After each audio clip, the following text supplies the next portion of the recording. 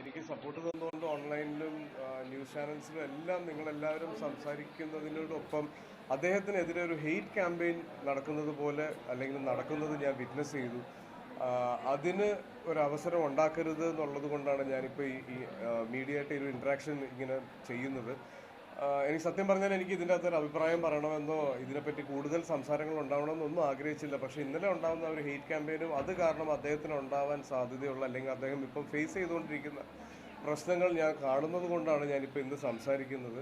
അത് ആ മൊമെൻറ്റിൽ അദ്ദേഹത്തിന് തോന്നിയത് ഒന്ന്, അദ്ദേഹത്തിനെ സ്റ്റേജിലേക്ക് വിളിക്കുന്ന സമയത്ത് അദ്ദേഹത്തിൻ്റെ പേര് തെറ്റി വിളിക്കുകയും അദ്ദേഹത്തിന് വിളിക്കാൻ മറന്നു, വിളിക്കാനായിട്ട് ബാക്ക് സ്റ്റേജിൽ നിന്ന് റിക്വസ്റ്റ് ചെയ്ത സമയത്ത് അദ്ദേഹത്തിൻ്റെ പേര് മാറ്റി വിളിക്കുന്ന ഒരു അവസരം ഉണ്ടായി. അപ്പോൾ എല്ലാ മനുഷ്യരും ഉണ്ടാവുന്ന ഒരു ചെറിയ ടെൻഷൻ അദ്ദേഹത്തിന് ഫീൽ ചെയ്തിട്ടുണ്ടാവാം.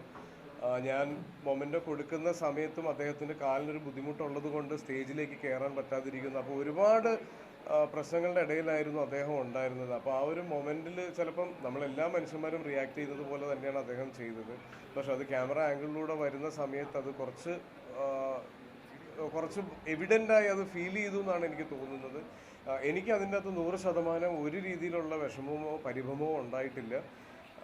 തീർച്ചയായിട്ടും ആ അവസരത്തിൽ അദ്ദേഹം അങ്ങനെ ചെയ്തിട്ടുണ്ടെങ്കിൽ അദ്ദേഹം അനുഭവിച്ചുകൊണ്ടിരുന്ന എന്തെങ്കിലും രീതിയിലുള്ളൊരു പിരിമുറുക്കത്തിലായിരിക്കണം.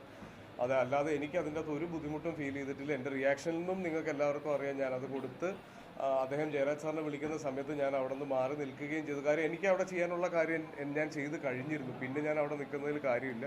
ഇപ്പം ഞാൻ അങ്ങോട്ട് മാറിയിരിക്കുകയും ചെയ്തതാണ്.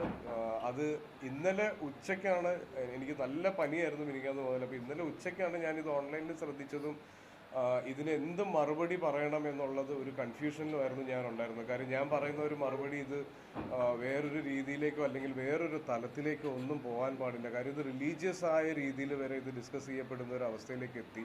അങ്ങനെ ഒന്നുമില്ല. അതൊരു മൊമെൻറ്റിൽ അദ്ദേഹത്തിനുണ്ടായ ഒരു തോന്നൽ അല്ലെങ്കിൽ ഒരു മിസ്അണ്ടർസ്റ്റാൻഡിങ് ആണത്.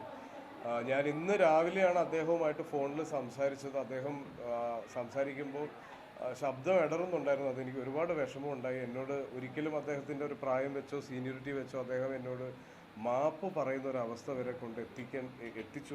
അദ്ദേഹം എന്നോട് അങ്ങനെയാണ് സംസാരിച്ചത്. അപ്പോൾ അതിലൊക്കെ എനിക്ക് ഒരുപാട് വിഷമമുണ്ട്.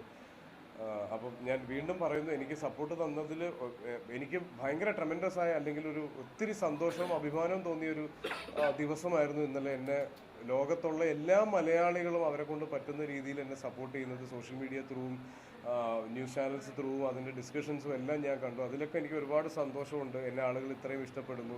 കലയോളം തന്നെ കലാകാരനെ സ്നേഹിക്കുന്നവരാണ് മലയാളികളെന്ന് നമ്മൾ ഇന്നലെ തെളിയിച്ചു.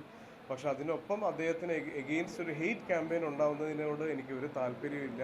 അദ്ദേഹം മനഃപൂർവ്വം ചെയ്തതല്ല. അദ്ദേഹം അങ്ങനെ മനഃപൂർവ്വം ചെയ്യുന്ന ഒരാളല്ല. ഒരു മനുഷ്യനും അങ്ങനെ, ഒരു കലാകാരനും അങ്ങനെ ചെയ്യും എന്ന് ഞാൻ വിശ്വസിക്കുന്നില്ല.